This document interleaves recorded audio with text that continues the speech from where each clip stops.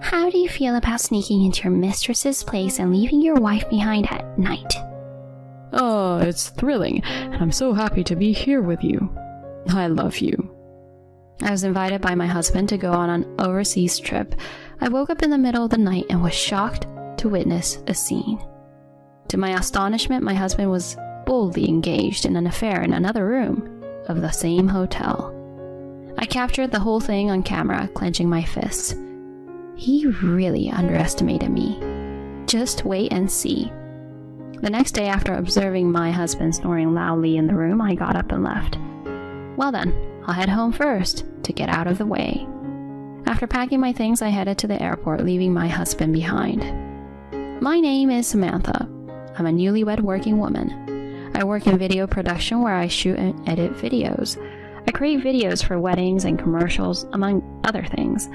I've always wanted to work in the video industry, so I was very happy to join my current company after graduating from college. I became so engrossed in my work that before I knew it, I was 26 years old. I had broken up with my boyfriend during my university days and hadn't been in a relationship since. Seeing people around me getting married made me feel anxious, so I confided in my colleagues and asked if they knew anyone suitable, and that's how I was introduced to Alex, who would later become my husband. Alex was a salaried employee at a major travel company. He was quite good looking, and initially I felt a bit self-conscious. However, for some reason, Alex seemed to like me. He pursued me persistently, and that's how we began dating. Alex, being in the travel industry, was a genuine travel enthusiast. I also enjoyed filming videos during our trips, and we often traveled together while we were dating. Eventually, during a special anniversary trip, Alex proposed to me. I happily accepted his proposal. My parents were also supportive of our marriage, so the next step was to visit Alex's parents. His welcoming parents seemed to be very kind-hearted people. "Oh my, what a lovely young lady! Alex, you've done well!" My mother-in-law praised me with a smile. My father-in-law echoed her sentiment. "We have only one son, you know. Having a daughter is a joy." Hearing that, I felt relieved. Afterward, Alex and I had our wedding. We rented an apartment halfway between our workplaces and started our newlywed life. During this time, I realized that Alex was completely inept when it came to paperwork, contracts with real estate agencies, and such. "I dislike complicated or troublesome things. Samantha, could you take care of them?" Alex said that and pretty much left almost all the paperwork to me. I casually thought of the time that it was one of his cute traits and took care of it in his place. Our newlywed life with Alex after that was pure happiness. He still continued to delegate the troublesome stuff to me, but he helped with household chores, and we went on dates together during weekends. We also frequently met with our in-laws. They had taken a liking to me and had built a good relationship with me. About 6 months after our marriage, one day, Alex and I were in town for shopping. As we were walking around town together, Alex was stopped by someone. Could it be Alex? There stood a tall and beautiful woman. "Julia?" The woman called Julia, surprising Alex, smiled. "Since high school graduation? Are you living around here?" "Yeah, I am. But Julia, what are you up to these days?" "I became a flight attendant, traveling the world on international flights." After proudly stating that, Julia suddenly turned her gaze towards me. "And this person here? Could it be?" She's my wife. We got married last year." Julia seemed to be one of Alex's friends, I thought to myself. I nodded politely to her. Then Julia looked me up and down, chuckled, and said, "Oh, really? This is Alex's wife?" There was something slightly pointed in the way she said it. Afterward, even though we parted ways with Julia, Alex seemed somewhat restless. I decided to ask Alex, "So, what was the relationship between you and that Julia person from earlier?" "Huh? She was just a high school classmate." "Is that really it?" "Well, we actually dated for about a year." Alex hesitated as he shared this information, and I thought to myself, I had a feeling. but today we just happened to run into each other, and I don't think we'll have any future interactions. Don't worry about it too much. I decided to believe Alex's words. However, as time passed by, Alex suddenly became busy with work and started spending more time away from home. Weekday overtime became the norm, and he even mentioned working on weekends, leaving for the office. I felt lonely because we couldn't find time for each other as a couple. I tried talking to him about it once. "Hey, Alex, why have you been so busy lately?" Alex replied with a hint of annoyance. It's because of work. "But we hardly have any time together." There's no other choice. While I'm not here, make sure you take care of the household chores properly. But since Alex started spending more time away from home, all the household chores that we used to share fell entirely on me, even though I was working too. My dissatisfaction kept growing, but he insisted it was because of work, and I found myself unable to say anything. I reluctantly endured that way of life. Then one day, out of the blue, Alex started talking to me. Hey, how about going on a trip abroad next time? Huh? What's going on all of a sudden? Alex handed me a brochure, which turned out to be about Bali. Bali is a popular travel destination at my company, you know. Didn't you say you wanted to go, Samantha? I had indeed expressed my longing to visit Bali before. Alex seemed to remember that, and it made me happy. Yeah, I'd love to go. All right, it's settled. Make sure to take some paid time off. Alex had a very happy expression on his face. I had been feeling frustrated by his recent attitude and frequent absences, but gradually those concerns faded away, and I was eagerly looking forward to the day of the trip. On the day of our Bali trip, I bought a new video camera specifically for this occasion. I boarded the plane with excitement, but unfortunately it was raining when we arrived at our destination. I was a bit disappointed because we had plans to explore the city on the first day. However, the hotel that Alex had reserved for us turned out to be a wonderful place, so I was impressed. The facility consisted of several villa-style rooms, and each room was quite spacious and luxurious. They greeted us with a welcome drink and a variety of delicious-looking fruits right in front of us. Each room even has its own pool. Alex, thank you for preparing such a wonderful room. When I said this with excitement, Alex responded, saying, Let's spend a few days here and relax. By that time, the rain has stopped, and we enjoyed sightseeing to the fullest. Due to the tiredness of that night, I had fallen asleep in bed early. In the middle of the night, I woke up suddenly feeling thirsty. After drinking some bottled water from the bedside table, I realized something. Huh? Alex is not here. Alex, who was supposed to be sleeping beside me, had suddenly disappeared. I searched the room, but there was no sign of Alex. Upon closer inspection, I noticed that he hadn't even brought his shoes. He went out at this time of night? I put on my shoes, grabbed my camera, and went outside. I thought I'd search around, taking pictures of the Balinese landscape at night. However, there was no sign of Alex anywhere near the villa. I started to worry that something might have happened to him. Just then, I heard a conversation between a man and a woman coming from a nearby villa. Huh? Is that voice Alex? Feeling somewhat rude, I peered into the villa. What immediately caught my eye was a pool in the room. Beside the pool in swimwear was undeniably Alex. Moreover, next to him was the familiar figure of Julia, his ex-girlfriend whom I had met in town that day. Huh? What's going on here? I was in a state of confusion by myself. On the other hand, they seemed completely unaware of being watched and were talking intimately. But you, Julia, sure can come up with amazing ideas. I wanted to come here with you, Alex. I adjusted my travel plans to align with Bali. Meeting at night, isn't it romantic? The atmosphere between the two of them is clearly romantic. I see, that's what it is. I secretly turned on the camera and held it ready. So, how does it feel to sneak away from your wife to come to your lover's place? Oh, it's thrilling and fantastic. I'm happy to be here in Bali with you. I love you. And then they kissed. Their actions escalated, and eventually they ended up in the pool. I recorded every moment with the camera, clenching my fists.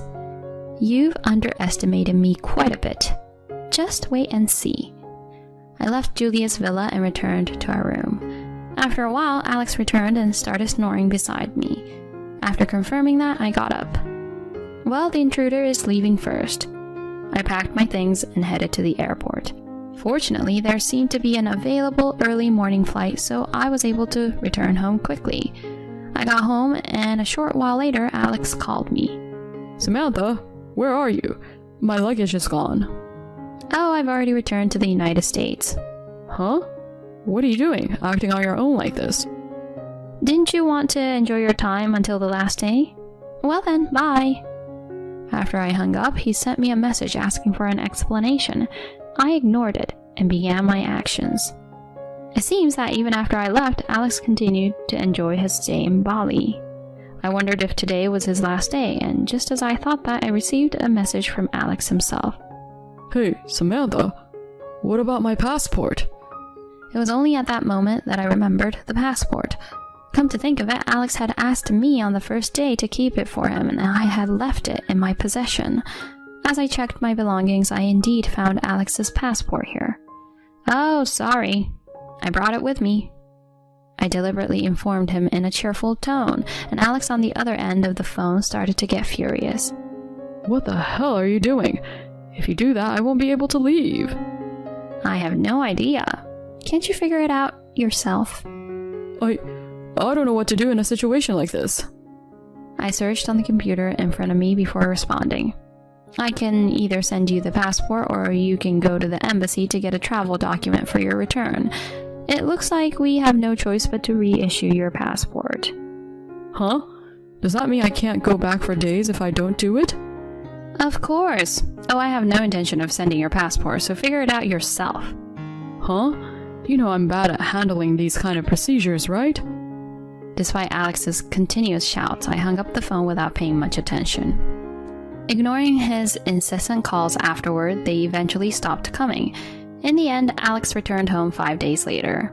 As he boldly entered the house, he began yelling at me without even seeing me. Hey, Samantha, because of you, I ended up in a terrible situation. Cut it out! With a face turning red, Alex yelled and his eyes widened like saucers. What? Mom and Dad? Why are they here? Indeed, my father-in-law and mother-in-law whom I had called were there.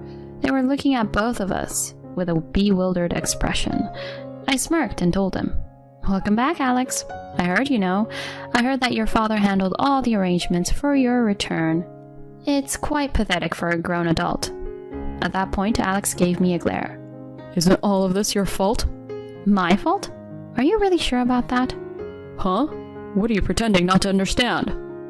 I changed my tone and said, "Well, how about we watch a fun travel log of your Bali trip right here?"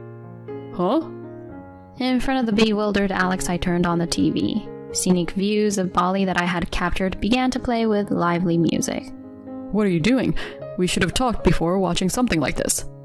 As Alex pressed me, I made a shushing gesture by placing my fingers on my lips. Be quiet. We're about to reach a critical scene.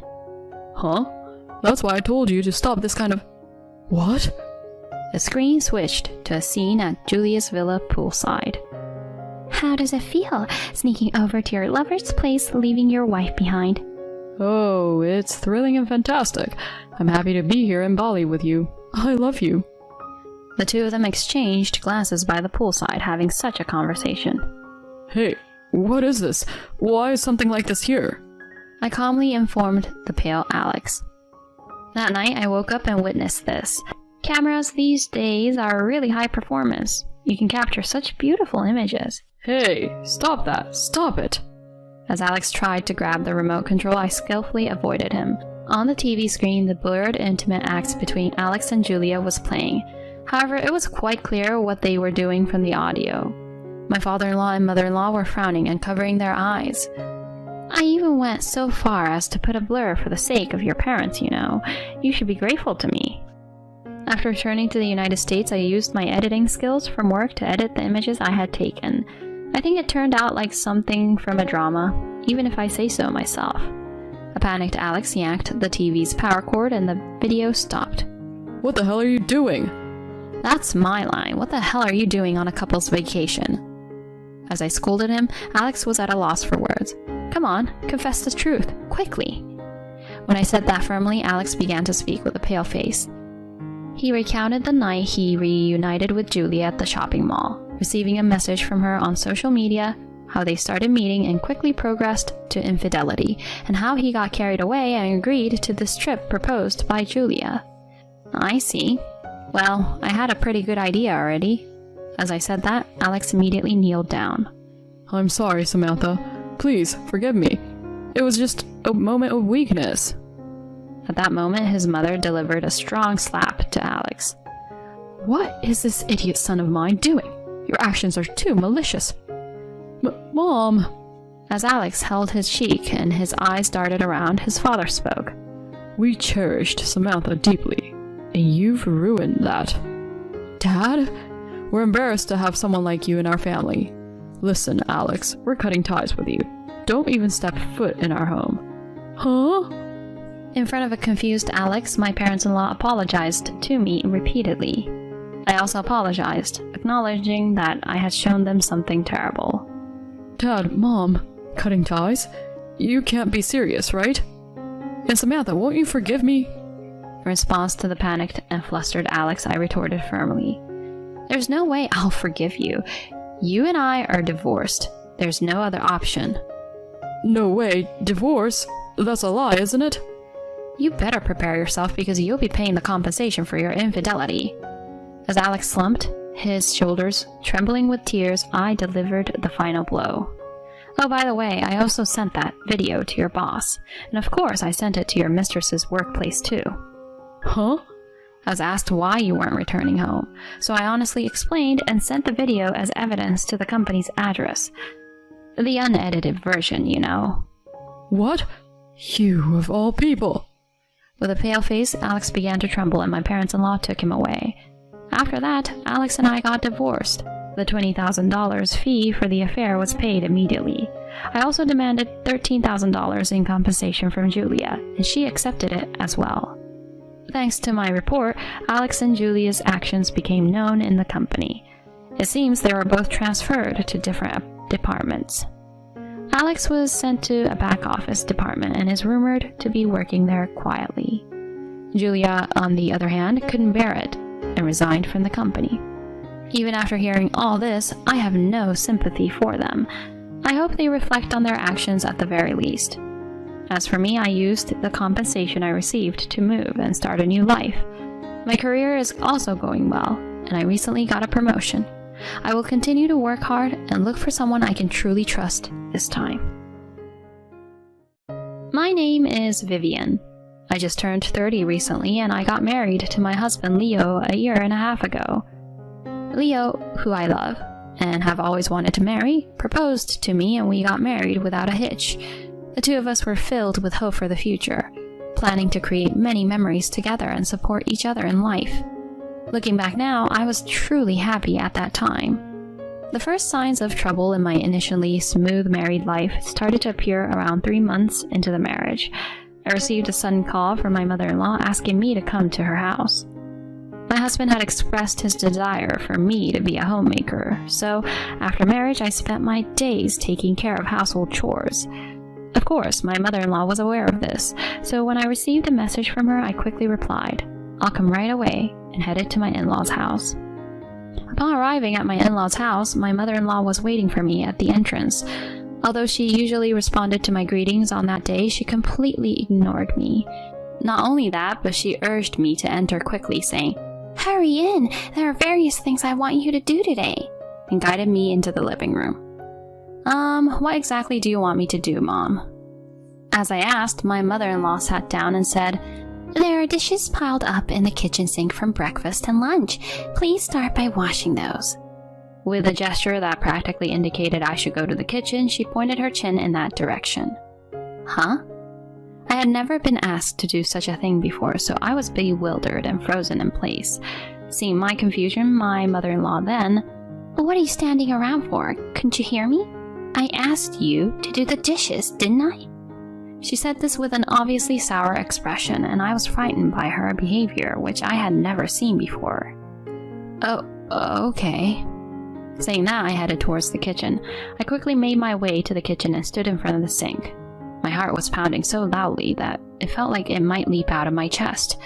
I had never seen my mother-in-law like that before. When we had visited my in-laws' house a few times before with my husband, she had always been kind and cheerful. So why today, of all days? It occurred to me that there was such a thing as harassment against daughters-in-law. Could it be that I was actually experiencing something I had only seen in melodramatic daytime TV shows? When I thought about it, I suddenly felt my blood run cold. I couldn't afford to further upset my mother-in-law. With that in mind, I hurriedly finished washing the dishes. "I've finished washing the dishes, Mom." When I said that, my mother-in-law, "Oh, well, next is laundry, and when that's done, you can clean up. Make sure you also get the stairs," she said, then started lying down on the living room sofa. Even though she told me all of a sudden, I didn't know where they kept the cleaning supplies, and I figured there might be specific ways to do laundry for this household. While those considerations in mind, I turned to my mother-in-law. Mom. But before I could continue, my mother-in-law snapped back. "You're so annoying. I just gave you instructions, didn't I? You're a daughter-in-law. You should be able to handle this much. And let me tell you, my daughter, who is younger than you, does everything perfectly." She yelled like that and went back to sleep. In that brief moment, I stood there in shock. I couldn't understand why I was being compared to my sister-in-law. With a sense of frustration lingering, I reluctantly proceeded to do the cleaning and laundry as instructed. In the end, it seemed my way of doing things didn't meet her standards. I was made to redo both the laundry and cleaning tasks. Even during that time, my mother-in-law, "Oh dear, if it were Everly, she could handle this. Why can't you, even though you're older? You can't even do household chores properly. You're a failure as Leo's wife. It's embarrassing." She grumbled such things, and at that moment I sensed why my mother-in-law had suddenly become so strict with me. I'm sure my mother-in-law reached a point where she couldn't stand comparing me to her daughter, whom she considered the best. Everly is my husband's sister and my sister-in-law. She got married before us and lives with her husband's parents. We didn't usually see each other. I met her once at a wedding, and she was very bright. She was easy to talk to. We didn't have very deep conversations, so I don't really know her that well, but both my mother-in-law and father-in-law are quite fond of her. My father-in-law was impressed when he saw my sister-in-law wearing an evening gown at my wedding. "Everly is so cute, isn't she? She might even outshine the bride." He even says something like that. My mother-in-law agrees with this, but my sister-in-law, "Hey, you're being rude to Vivian." Both my husband and I laughed it off as a joke, but to be honest, I was a bit shocked. Because of this, I didn't have much of a relationship with my sister-in-law, Everly. However, as my mother-in-law and father-in-law started comparing us, my impression of my sister-in-law worsened. About 3 months after getting married, I experienced my first encounter with the daughter-in-law treatment for my mother-in-law. I immediately went home and discussed it with my husband. "Hey, today your mom called me and asked me to go to your parents' house. I helped with the housework, but she kept complaining about everything. Plus, she kept comparing me to Everly. Can't you talk to your mom about it?" Then my husband said, My mother did that to you? Well, I'll talk to my mom about it too, alright?" The way he said it did bother me a bit. But at that point, I thought that if my husband addressed it properly, my mother-in-law would stop with the blatant harassment towards me. So I decided to ask him for help. However, when my husband did talk to my mother-in-law, it only made her treat me even more harshly. I started getting called to my in-laws' house frequently, where I was given various household chores and even had to handle extensive shopping trips all on my own. Each time this happened, I would consult with my husband, and initially he was supportive, but... "Alright, I'll talk to my mom about it." He said that to me before, but as time went on, he started saying things like, "Again? I've already talked to her, and honestly, aren't you just being overly sensitive about this?" He started making comments like that. And to top it off, whenever I brought up my mother-in-law in conversation, he would let out an exasperated sigh, seeming bothered by it. "Hey, you know, Mom was probably saying that for your sake, right? Don't you think you should take it a bit more seriously and make an effort to improve?" He says such terrible things without hesitation. Huh? Seriously? We've only been married for about a year, and yet, is he taking his mother's side over me? Thinking that way, I suddenly felt empty inside, bypassing feelings of anger and sadness, reaching a state of emptiness. From then on, whenever my husband and I went to in-laws' house together, my mother-in-law started giving me household instruction as if it were a matter of course. Perhaps because she was confident that my husband was on her side, she unrelentingly piled household chores on me, while my husband and his parents would sit in the living room drinking tea or doing whatever they pleased. It became a routine, and when the tea and snacks ran out, "Vivian, you really don't pay attention, do you? If you see it's running low, make sure to bring more in advance, okay?" She made such snide remarks, and as for my husband, "Vivian, could you get me a refill of tea? Make it a bit stronger than usual." he started jerking me around just like my mother-in-law without a care in the world. My father-in-law said nothing and treated me like a servant, just like my mother-in-law and husband. "Vivian, we're out of cigarettes. Go buy some for me." Such demands were quite common. I mean, couldn't he buy them himself? Both my husband and my mother-in-law asked for various things like tea, snacks, and more, expecting me to do everything. I thought about getting angry, but in this situation with no support, I realized there was nothing I could do, so I reluctantly accepted it.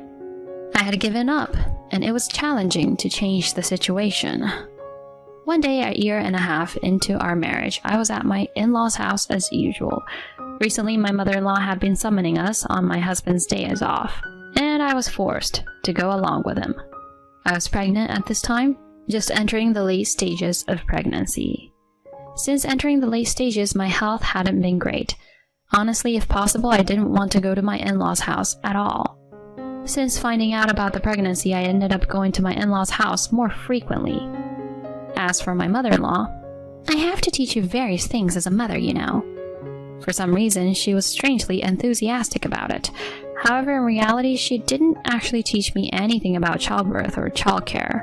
I was simply made to do household chores at my in-laws' house. Of course, neither my husband nor my father-in-law helped.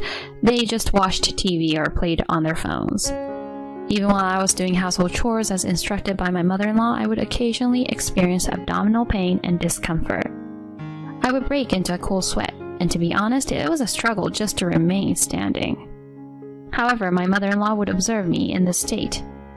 "You know, Everly managed to do household chores properly even while being pregnant, right? Compared to her, Vivian, are you being a bit too lazy?" Saying this, I was urged to do the housework. Maybe my morning sickness wasn't that bad in the early stages of my pregnancy, sure. However, now that I was in the later stages of pregnancy, my belly had become heavy, and even standing was causing discomfort due to the constant tightening sensation. A few hours later, while I was preparing dinner in the kitchen, I suddenly felt a sharp pain in my abdomen, causing me to crouch down. At that moment, the front door swung open. "I'm home!" A loud voice echoed through the living room, catching the attention of my husband and father-in-law. "I'm back! Where's Mom?" Voices conversing reached my ears, and I soon realized that my sister-in-law had returned. Her footsteps gradually approached. "Mom, what's for dinner today?" My sister-in-law entered the kitchen, and upon seeing me crouched there, she opened her eyes wide in surprise.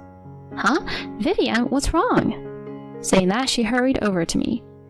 "Sorry, I have a little stomach ache." As I said this, my sister-in-law noticed my stomach. "Hey, Vivian, could it be that you're pregnant?" she asked awkwardly. "Huh? Didn't Leo tell you? I'm already 8 months along." When I found out I was pregnant and entered the stable period, my husband had said he would inform you, so I had assumed you already knew. Then my sister-in-law started trembling nervously and turned bright red before leaving the kitchen. "Wait, Mom, where are you?" My sister-in-law called for her mother in a loud voice. Then my mother-in-law, who was probably napping upstairs, noticed her voice and came carefree down the stairs. "Oh, Everly, you're back. Welcome home. It's been a while since we've seen each other. I'm so happy to see you." Saying that, my mother-in-law tried to embrace my sister-in-law, but my sister-in-law pushed her away. "Eh? Everly?" In response to my bewildered mother, my sister-in-law asked in a cold tone, "Hey, Mom, why is Vivian cooking all by herself, even though she's pregnant with such a big belly?" At that moment, it seemed my mother-in-law realized that my sister-in-law was not on her side. Her face turned pale rapidly. Well, you see, Vivian insisted on doing it herself. Huh? There's no way that's true, right? Being in the late stages of pregnancy is tough, even when you're just standing, you know? Because I've experienced pregnancy, I understand, you know? Everly shouted at my mother-in-law with an intense and forceful tone. My mother-in-law, who had always cherished and spoiled her daughter, must have been deeply shocked that she didn't receive support. In response to my sister-in-law's statement, my mother-in-law slumped right there. Then my sister-in-law, without even looking at my mother-in-law, headed towards the living room, and with a newspaper that was on the table, she gave my husband a good solid smack on the head. Hey, who made Vivian's belly grow big, huh? Are you shameless enough to play smartphone games without a care? She yelled like that. Well, huh? My husband seemed unable to grasp the sudden situation. Huh? That's not it. How can you not notice that your wife is being mistreated by your mother? Are you stupid? My sister-in-law tried to grab my husband, but my father-in-law stopped her. Everly, calm down. My sister-in-law glared at my father-in-law. And you too, Dad. What's with this awkward silence? When I brought my husband for the marriage introduction, didn't you say something to him, Dad? You told him that after getting married, he should prioritize and cherish your daughter the most. So what's with this situation? I mean, your son's wife is pregnant, and he's just playing games, ignoring her. She stated this firmly, and it seemed to leave my father-in-law speechless. His face turned as pale as a sheet, and he hung his head. In the end, she said to the three of them, "You all need to cool your heads. What a bunch of worthless people!" Saying that, she kicked my husband, parents-in-law, and husband out of the house. The family house fell into silence. My sister-in-law turned around with a huff, as if she remembered my presence. Oh, I'm sorry, Vivian. I raised my voice. I hope the baby didn't get startled. Is everything okay? Saying that, she started to appear flustered, completely different from her earlier determination. I found her behavior a bit amusing and couldn't help but laugh. Huh, Vivian? What's wrong? I was genuinely worried. Yeah, sorry. I understand, Everly. Thank you for being there for me. When I actually said thank you, for some reason, it brought tears to my eyes. Emotions I had been suppressing all this time suddenly burst out. For me, my sister-in-law's words and actions in this situation meant a lot, as I had felt like I had no allies. My impression of my sister-in-law had shifted in a positive direction since this incident. While my sister-in-law looked at me with a mix of confusion and concern, she repeatedly apologized to me. She apologized for not noticing and not being able to do anything until now, for her own mother's mistreatment, and even for her brother's behavior, saying, "I'm really sorry, even though he's my brother." But of course, my sister-in-law had no need to apologize for this situation. My mother-in-law, who had engaged in such malicious behavior, was at fault, as were my father-in-law and husband, who had turned a blind eye, and I for staying silent and not seeking help from those around me. I said to my sister-in-law, "Don't worry, everything is fine now." I said that, and we had dinner that I had prepared together. Afterward, my sister-in-law kindly drove me home, and a few hours later, my husband, who had probably received quite a talking to from my sister-in-law, came home. His attitude had changed dramatically from before. Vivian, I'm really sorry for everything before. I'll make sure this never happens again. He said that. I reported this to my sister-in-law. That's good then. But if something like this happens again next time, don't hesitate to divorce, okay? She said that. Of course, I have the same intention. My mother-in-law also came to my house with my father-in-law after that and made a proper apology. I'm really sorry. We were wrong. Since then, my mother-in-law hasn't summoned me to their family house, and the mistreatment has stopped. Of course, my husband hasn't brought up visiting his family's house since then either. Thanks to this, I've been able to relax and enjoy the rest of my pregnancy. All of this is thanks to my sister-in-law.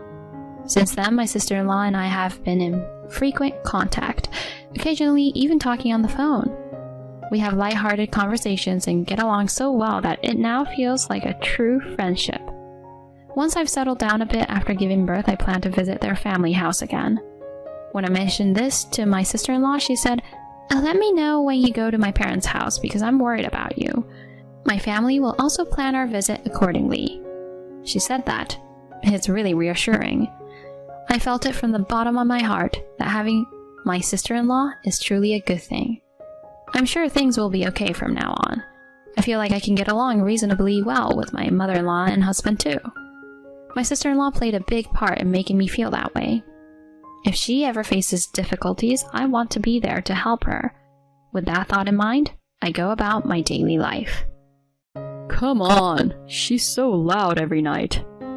My husband blurted out as I was trying to console our crying newborn in the living room.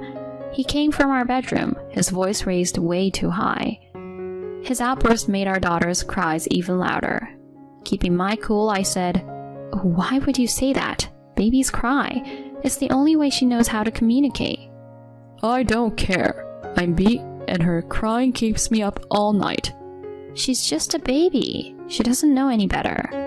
Always with the excuses. As her mom, can't you do something? Are you serious right now?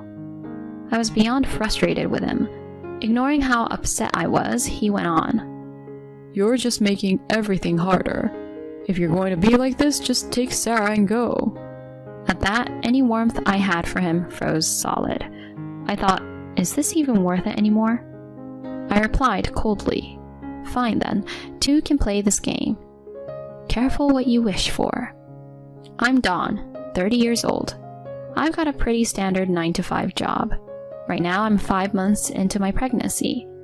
As my baby bump becomes more evident, I often get questions like, "When's your due date?" or "Boy or girl?" Lucky for me, morning sickness hasn't been too rough, so I've managed to keep up with work. As times go on, my job's gotten busier. There were moments when the ups and downs of my job were a lot to handle, but I've pushed through, especially for the sake of our upcoming little one. Financial stability for the baby has always been top of mind. Another reason I've kept at it is because of my husband, Ron. We tied the knot 2 years ago. Back when we were dating, he had this tough gig at a factory. Long hours and even longer after we got married. Our quality time was minimal. One night early into our marriage, during a rare sit-down dinner, he started. I'm sorry, Dawn. Even though we're under the same roof now, we barely... I knew where this was going, and though I missed him, I knew it wasn't on him. I offered a comforting smile. "Don't worry about it. I see how hard you're grinding. I'm just grateful you're my husband." He admitted, The factory's struggling, and it's been rough.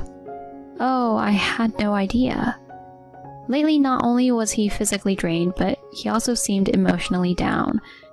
His paycheck took a hit with the factory's downturn. And if that wasn't enough, a few months later, the factory shut down. I tried to lift his spirits. "Take some time off. I'm still working. We'll be all right." You sure about that? Feels wrong leaving everything on you. "It's fine. We've got some savings tucked away. Use this time to rest up." Thanks, babe. I'll start looking for something once I've recharged. But time passed, and he didn't. He finally settled for a janitorial job. Now, a year and a half since his factory gig ended, he's still in that role. With my maternity leave coming up, our income's about to take a hit. Our nest egg's not bottomless. He seemed thrilled about the baby, but he's made no moves, job-wise. So I decided it was time for a heart-to-heart. "Ron, how's the job search going?" Job? I've got one right now. "But it's just part-time.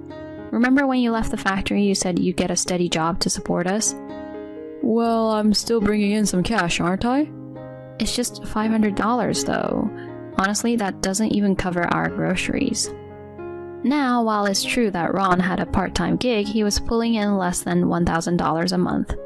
He said he was trying to save, so he'd hand over only $500 for our monthly bills. While I appreciated what he did give, it barely scratched the surface. I was the one covering the rent, utilities, and all our daily essentials. It wasn't like he was really pulling his weight. Yet he strutted down like he was king of the hill. It was seriously stressing me out. "You're only working part-time and don't lift a finger around here. How can you act so proud?" I'm the one pregnant, working full-time and doing all the housework. When I found out I was expecting, he was over the moon, but that didn't mean he was about to help out. I took care of all the cleaning, meals, and even prepped for the baby. I was also juggling the bills, making sure we stretched every penny. He, on the other hand, would just kick back after his short work shifts. My patience with him was wearing thin. Time and time again, I'd asked him to get a full-time job, but he'd just sulk and dodge the conversation. Time flew, and before I knew it, I was in the home stretch of my pregnancy. Instead of being there for me, Ron started hitting the bars more and more. One evening, I told him, "Your baby's coming soon. Can you maybe come straight home after work?" He shot me a nasty look, slammed his drink down, and snapped. Deal with it yourself. You've got a phone, so if something happens, just call 911. Come on, I'm not asking for the world. Just be there when the baby comes. Why should I change for you? I'm stressed from work too. Let me live a little. I'm working too, you know. Why act like you're the only one struggling? I need you here when the baby arrives. He just scoffed, giving me a glare that sent chills down my spine. I barely recognized this man. He was a far cry from the man I'd fallen for. Fast forward a few months and our beautiful daughter Sarah was born. It was such a joyous moment for me. I held on to hope that Ron would step up, but my hope was misguided. After Sarah arrived, he didn't change. If anything, he got worse. A week after I came home from the hospital, he wasn't pitching in with Sarah or around the house. Instead, he'd start yelling at our baby girl. Why do I always come home to her crying? He'd shout, obviously tipsy from his night out. In a fit of rage, I said, "Really? You roll in late, drunk, and all you can do is gripe? You don't help out, and yet you're screaming at her?" What? Looking after the house and baby is a woman's job. You're home all the time, so deal with it. Seriously? She's your daughter too, not just mine. How can you be this way? Stop whining. If you have time to bicker, soothe the baby. He popped in his earbuds, shutting the door behind him. My blood was boiling. Nights with Sarah were tough. I was running on fumes, and even when I tried all the tricks, sometimes she'd just keep crying. That night, I walked circles around the living room trying to get her to settle. Suddenly, the door to the living room flew open and Ron charged in, clearly irritated. Come on. She's so loud every night. Can't you quiet her down for once? Sarah wailed even louder, obviously upset by his tone. Trying to keep my cool, I told him, "Why would you say that? Babies cry. It's the only way she knows how to communicate." I don't care. I'm beat, and her crying keeps me up all night. She's just a baby. She doesn't know any better. Always with the excuses. As her mom, can't you do something? Are you serious right now? I was fuming, but bit my tongue. Just stop yelling. It's making her cry more. What, so this is my fault now? No, I'm saying I'm at my wit's end here. I've got work, house stuff, and I'm running on zero sleep. If you think you can do better, be my guest. Why me? Aren't you the mom? And you're what? Oh, right, the dad. Maybe help out once in a while? My emotions were all over the place. Anger, frustration, heartbreak. But he just shot back. If you're not too busy playing the victim, maybe do your job as her mom. Seriously, what's your deal? Seriously? You're just making everything harder. If you're going to be like this, just take Sarah and go. At that, any warmth I had for him froze solid. I thought, is this even worth it anymore? I replied coldly, "Fine then, two can play this game. Careful what you wish for." What's that supposed to mean? You'll see. As I strapped Sarah into her carrier, I started grabbing our things. Ron seemed taken aback but didn't stop me since he was the one who said to leave. The next morning, I loaded up the car and drove to my folks' place a short distance away. They were stunned to see me, but after hearing everything, they welcomed us with open arms. While I didn't hear a peep from Ron, life at my parents' was pretty great. I couldn't help but chuckle to myself, wondering when he would hit his breaking point. Sure enough, about 2 weeks later, my phone buzzed. It was Ron. I picked up, keeping my voice even. Hey there. He sounded panicked. What's the deal? I just got a notice about our rent bouncing. Huh? Maybe you ran out of money? That's not the problem. The rent pulls from my account, and you were supposed to send your half. Well, that was the deal when we were living together. Last time I checked, I'm not there. I could tell he didn't see that one coming. He wasn't expecting me to stand my ground. As I tried to explain things to him, Ron's patience wore thin. Enough. I didn't sign up for this. When did we agree to this? Actually, you should be saying thanks instead of getting mad. Thank you. Why would I? You still don't get it, do you? Look, when you were out of work, I was the one footing the bills. I took care of rent and all our expenses because we shared a home. But I'm not there anymore. Connect the dots, Ron. Hold on. So you're not going to pitch in for rent? Bingo! If I'm not living there, why would I? You've got to be joking. How am I going to manage? I could tell the reality of the situation was dawning on him. Come on, Dawn. Let's talk. I'll swing by and get you. Talk? We've tried that. Every time I reached out, you just dumped everything on me. I didn't intend to. Really? After how you've acted? How can you say that? Please, just hear me out. I'll step up. I'll help around the house, care for Sarah, and I'll find a solid job. He sounded like he was about to break down, but it hit me. He hadn't once apologized. If we went back to how things were, we'd just end up here again. I took a deep breath. Why should I believe you now? I've tried so many times and you just brushed me off. Now that you're in a jam, you want forgiveness? You're something else. Come on, Dawn. I love both of you. Love? If this is your version of love, we're better off without it. You're basically that guy who only calls when he's out of cash. I'm glad Sarah and I saw your true colors before she got older. We don't need you. Keep your distance. I ended the call. A few hours later, he was at my parents' doorstep, but my dad turned him away. He refused to leave, so we called his folks, and they finally took him home. But what he did next was the last straw. He lied, saying I'd gone MIA, trying to ditch Sarah's education insurance. He even tried to fraudulently drop my life insurance. Luckily, they reached out to me and his plans crumbled.